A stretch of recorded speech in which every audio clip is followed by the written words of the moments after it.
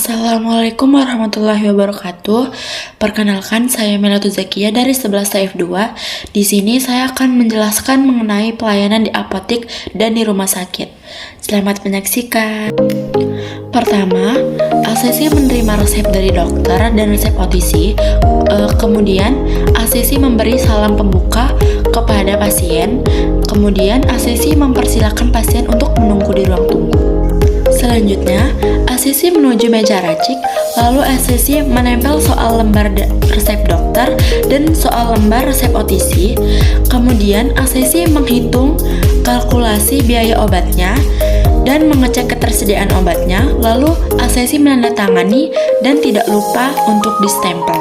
Kemudian ACC menuju meja apotek, lalu memanggil nama pasien dan mengkonfirmasi biaya resep dan OTC-nya. Setelah itu, pasien memberikan uang, kemudian ACC menyiapkan uang kembaliannya dan ACC memberi nomor antrian kepada pasien, lalu menyuruh pasien untuk menunggu di ruang tunggu. Setelah itu, ACC mempersiapkan permintaan OTC dan jangan lupa disertai dengan pengisian kartu stok. Setelah itu, ACC meracik sediaan farmasi, membuat jurnal, meminta paraf ke apoteker untuk penanda bahwasanya ACC sudah boleh untuk meracik obatnya.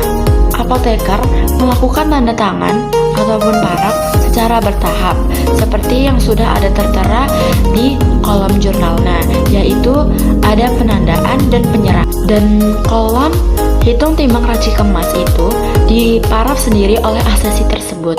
Itulah tadi bagaimana cara melayani pelayanan di apotek.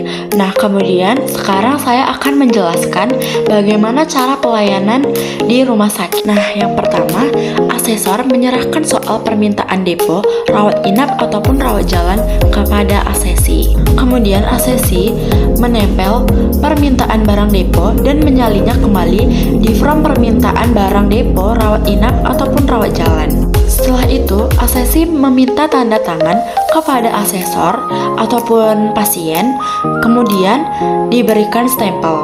Nah, setelah itu ACC memberi paraf dan diberi stempel juga. Setelah itu, ACC mengisi kartu stok, nama barang, kemasan, dan mutasi 2 baris terakhir.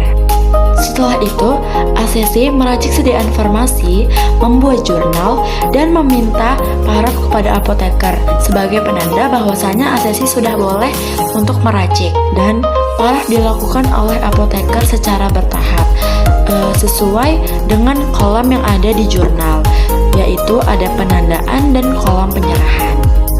Dan kolom hitung timbang racik kemas itu ditandatangani oleh ACC itu sendiri.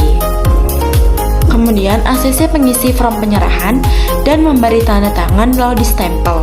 Lalu ACC meminta asesor untuk menandatangani di kolom penyerahan lalu diberi stempel.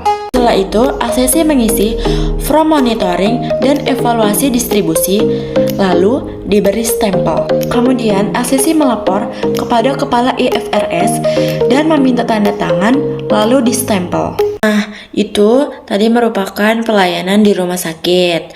Terima kasih sudah menyaksikan. Sampai jumpa.